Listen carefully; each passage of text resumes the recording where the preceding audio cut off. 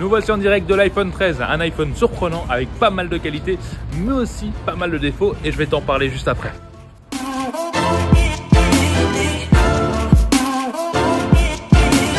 Oui, clairement, Apple n'a pas pris de risque. On est resté sur un design presque identique à l'iPhone 12, à part les caméras qui sont placées un peu différemment. On est resté sur un design sobre, simple. On a un dos en verre brillant qui est censé être anti-traces de doigts.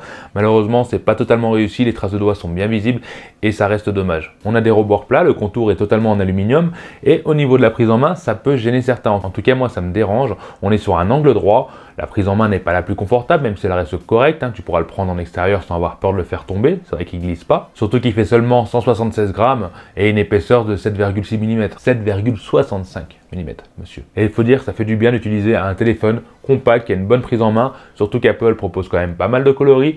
Donc on peut dire que le design est réussi malgré qu'il soit un peu réchauffé. En tout cas, il reste facile à utiliser, il est agréable à une main, ça fait du bien en 2021 d'avoir un smartphone qui se tient facilement à une main. Surtout avec cet écran de 6,1 pouces, c'est juste idéal. Mais malheureusement pour moi, la face avant n'est vraiment pas à la hauteur. On est sur un design plutôt des années, j'allais dire 70. On a une encoche qui a certes été réduite, mais qui reste quand même un peu grosse à mon goût. Et on a des rebords quand même d'une épaisseur, je dirais bien de 2 mm. C'est vrai qu'au jour d'aujourd'hui, on voit des téléphones avec écran incurvé, qui sont borderless, etc. Là, l'iPhone 13, bon, on n'a pas misé là-dessus, et je trouve ça un peu dommage.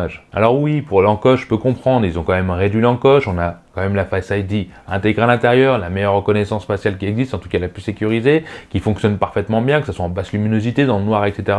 Il n'y a aucun problème. D'ailleurs, ils n'ont pas mis d'empreinte digitale tellement leur Face ID était performante, et je comprends. On ressent vraiment pas le besoin d'avoir une empreinte digitale tellement c'est performant et rapide. Personnellement, ça me dérange pas, je trouve ça même très bien. Il faut tout de même souligner un réel changement sur cet écran, c'est qu'on est passé sur du OLED. Et oui, Apple nous a sorti un Super Retina XDR, qui est donc un écran OLED, et il faut l'avouer, qui est vraiment très très bon. On a des magnifiques couleurs, on a une sensibilité parfaite, on a un écran qui a une très bonne luminosité, qui monte à 800 nits et qui va monter au pic à 1200 nits en HDR. Ça sera confortable, peu importe si tu as le soleil au-dessus, si tu sois à l'ombre, n'importe où tu seras. L'écran sera bien lisible. Par contre, au niveau du calibrage de l'écran, bon, j'ai un petit peu moins aimé, c'est le blanc qui a tendance à virer au jaune. Bon, on est sur la protection des lumières bleues, certes, mais c'est vrai que les blancs virent un petit peu au jaune. C'est vrai qu'on s'adapte vite, mais quand on vient de chez Android, passer directement là-dessus, ça fait un petit peu bizarre. J'aurais aimé avoir le choix, en tout cas dans les paramètres, de choisir protection de la lumière bleue ou laisser en AMOLED normal. Malgré tout, l'écran est superbe, c'est un superbe écran, ça y a rien à dire, bravo Apple pour ça. Mais il y a un truc que je comprends pas. C'est pourquoi Apple n'a pas mis d'Always On Display. On est sur un écran OLED qui a la possibilité d'afficher donc un écran de veille en permanence pour avoir l'heure, les notifications, etc. Et là, Apple ne l'a pas mis. Alors je ne comprends vraiment pas, pour moi c'est un très très gros défaut, ils avaient la possibilité de le faire et malheureusement ils n'ont pas fait comme Android.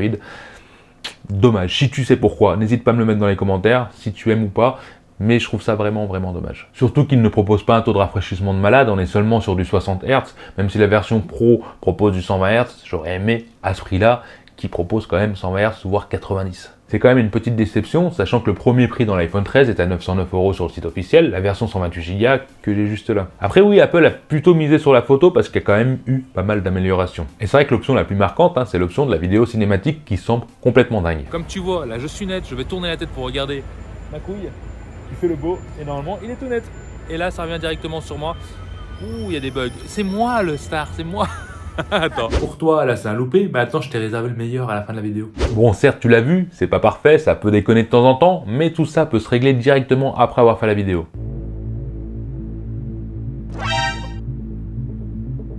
Ça va me tuer.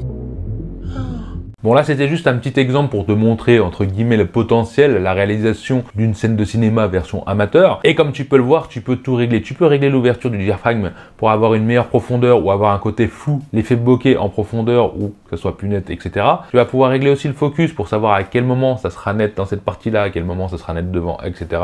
par rapport aux zones. Tout est réglable sur l'application et ça c'est vraiment bien fait. Tu as aussi la possibilité de régler les couleurs pour avoir un effet plus cinéma, plus horreur, plus vif, etc. pour vraiment créer une vidéo comme un pro. C'est très simple, c'est intuitif, tu as beaucoup d'options. Tu peux sortir directement une vidéo sans forcément avoir d'ordinateur pour faire un montage derrière. C'est tout simplement réussi Apple, bravo pour ça. Mais, il y a un mais tout de même, c'est par rapport à la résolution. Parce que oui, cette option cinématique est vraiment ouf, faut l'avouer. D'ailleurs, dis-le moi en dessous dans les commentaires ce que tu en penses. Mais on a un problème de résolution, c'est qu'on est limité à 1080p au maximum.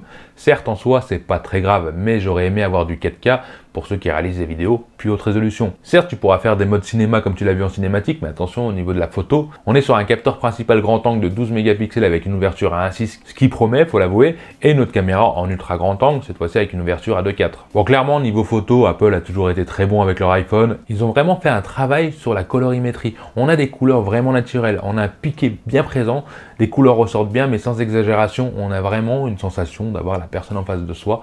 C'est vraiment réussi. Les contrastes sont là, les ombres sont bien présentes, c'est vraiment difficile de louper une photo avec cet iPhone 13. J'ai beaucoup aimé faire des photos. Tu as aussi la possibilité de régler, si tu préfères des photos plus vives, etc., des photos plus sombres. Tout est réglable dans les options et c'est intuitif, c'est vraiment bien pensé aussi. Même si au niveau des détails, il fera pas mieux que certains appareils chez Android, hein, ça c'est clair, quand tu zoomes un petit peu, on n'aura pas plus de détails. Au niveau de la colorimétrie et du piqué de la photo, moi je dis que c'est vraiment une réussite. Pareil pour ce qui est des photos de nuit, Apple a fait aussi très fort. J'ai été prendre des photos en ville avec l'éclairage nocturne tout simplement et les détails sont présents, on a des très belles photos avec un très beau rendu, des belles couleurs, mais j'ai senti quelques défauts par exemple à cet endroit quand j'ai pris ce bâtiment. Si tu regardes bien sur la droite, j'ai des sortes de petites lumières vertes qui est bizarre, je sais pas si ça vient de l'objectif, la lumière qui reflète dessus, etc. Mais c'est quand même un petit défaut et cette lumière n'était pas là quand j'ai pris la photo normalement. Bon, ça reste un mini défaut pour les photos de nuit, quand on voit le résultat, faut dire qu'il se débrouille très bien. Bravo Apple pour les photos. Même en vidéo, Apple a toujours été bon au niveau des iPhones, et bah là c'est pareil, on est sur du 4K 60 images par seconde maximum. Sache qu'il y a une stabilisation optique qui est juste magnifique. Hein. Allez hop là, on est en 4K, 30 images par seconde, on a une stabilisation optique directement, on va voir le petit autofocus. Et vraiment c'est rapide, hein. On court un petit peu ce que ça donne. La stabilisation, bon bah ça a l'air juste magnifique, magnifique. Là je teste carrément la vidéo en mode nuit. En plein centre-ville, il n'y a vraiment pas beaucoup de lumière, comme ça on verra ce que ça donne au niveau de la stabilisation, du bruit, parce qu'il y a beaucoup d'eau, et comme ça on verra ce que ça donne vraiment. Hein. Oh purée, j'ai été tenté. Et le rendu reste juste super au niveau de la dynamique des couleurs, des contrastes, etc. C'est vraiment un effet de peau naturelle, moi j'aime beaucoup le rendu. Là-dessus, bravo Apple encore. Comme tu dois le savoir aussi, Apple a fait leur nouveau processeur, on est sur le A15 Bionic, qui est censé être très puissant, qui ne consomme pas beaucoup de batterie, etc. Alors oui, en utilisation, c'est clair que l'iPhone 13 est très fluide, que ce soit pour les applications, hein, pour naviguer, pour aller sur TikTok, Instagram, etc. Peu importe, ça restera très fluide, surtout qu'on est sur iOS 15. Bon, il y a quelques nouveautés, comme la traduction des textes, qui est plutôt pas mal, voire très pratique. Tu pourras même prendre une photo et prendre les textes, par exemple, d'un panneau pour le traduire, ou aller directement sur un site internet, plutôt que t'embêter à l'écrire. Donc il y a plein de petites fonctionnalités comme ça, en tout cas qui sont très utiles pour moi. Là où j'étais un petit peu choqué, faut l'avouer, c'est qu'on est seulement sur 4 Go de RAM. Ça paraît très peu, et pourtant, le téléphone était fluide en tout. On a un score en tutu qui monte au-dessus de 700 000, qui est vraiment très bien. Pour les jeux, bah, tu l'as compris, hein, le smartphone les fera tourner facilement, on a un très beau rendu des graphiques, on a une sensibilité de l'écran qui est super agréable en jeu. Moi j'ai beaucoup aimé jouer avec cet iPhone 13. Pareil au niveau de la vibration, j'ai l'impression qu'elle a été travaillée, on a une meilleure immersion dans le jeu, et il fera aussi tourner tous les jeux sans aucun souci, sans forcément consommer beaucoup de batterie, parce que oui, Apple a travaillé sur le processeur, mais il consomme beaucoup moins, et il faut avouer que l'autonomie de l'iPhone 13 est juste magique, tu tiendras ta journée facilement. Malheureusement, Apple n'affiche pas le pourcentage de batterie directement, il va falloir slider vers le bas si tu veux voir ton niveau de batterie. Certes, c'est un petit défaut, en tout cas en autonomie il est très performant, sachant qu'il a une batterie de seulement 3227 mAh. Ouais, c'est ça.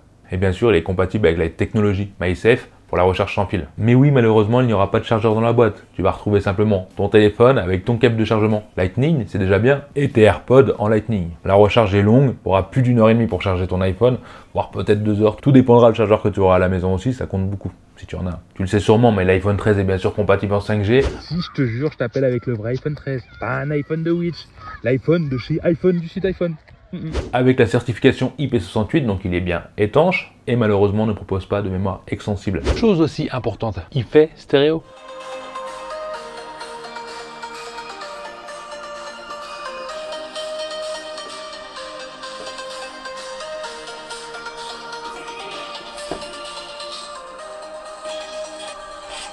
Et comme tu as pu l'entendre, le son est pas si mal et il est puissant. Bravo iPhone, bravo Apple.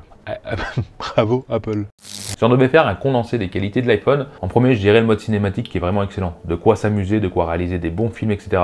Bravo. La qualité photo qui est toujours au rendez-vous, là-dessus il n'y a aucun problème. Bravo Apple. On a l'autonomie qui est excellente par rapport à la capacité de la batterie. C'est aussi très bien pour ça. Et bien sûr, comme je te l'ai dit juste avant, le smartphone est IP68 donc il est étanche. C'est quand même un sacré atout. Malheureusement, il a quand même des défauts. On est sur un design iPhone 12 un peu modifié, mais c'est vrai qu'on n'a pas pris de risque là-dessus et c'est vraiment dommage. On a un écran de 60 Hz, ça c'est juste pas acceptable, surtout qu'on n'a pas l'option Always on Display. Là c'est carrément un raté à mon avis. On a quand même l'encoche qui est trop présente. Certes elle a été réduite, mais ça reste quand même trop gros. là-dessus, ils n'ont pas vraiment évolué. Toujours pas de charge ultra rapide quand on voit des concurrents qui chargent des smartphones en moins de 30 minutes. Là, Apple est à la traîne, surtout qu'ils fournissent pas de chargeur. Dernier petit défaut que moi je lui donnerais, c'est la prise en main. C'est vrai que les rebords en angle droit, c'est pas ce qu'il y a de meilleur forcément prise en main, mais ça fait son style, donc voilà. C'est un défaut pour certains et d'autres non. N'hésite pas à me dire ce que tu aimes toi sur cet iPhone 13, dis-le moi en commentaire, si tu as trouvé d'autres défauts, ce qui te dérange, etc. Si tu as aimé cette vidéo, mets-moi un petit pouce bleu, ça serait sympa. Et je te dis à la prochaine vidéo, mon tout qui maintient. Bye.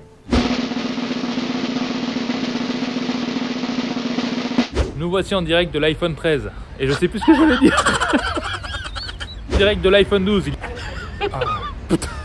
Nous voici en direct de l'iPhone 13. Reste bien jusqu'à la fin, je vais tout expliquer. Tout expliquer. C'est en direct de l'iPhone 13, un smartphone. Mais putain, mais c'est pas possible avec des voitures de sport, ils font chier.